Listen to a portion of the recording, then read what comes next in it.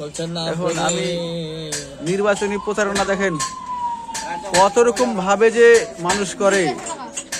আমি একটা চা খাবো আর একটা বিস্কুট খাবো, একটা বিস্কুট বলেছি, দেখেন বিস্কুট কিভাবে দিয়েছে আমাকে। এটাও একটা নির্বাচনী প্রচারণা, তাই না?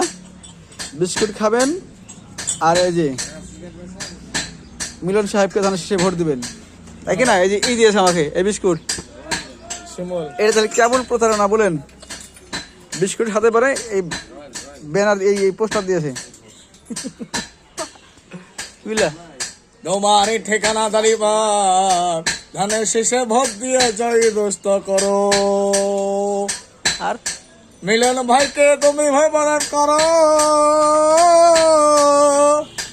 ধানের শেষে ভোট দিয়ে জয় দোস্ত করো। পোস্টার লিয়ে বলো, এই পোস্টার বলো। মিলন ভাইকে জয় দোস্ত করে ধানের শেষে ভোট দিবা। বাহ বাহ।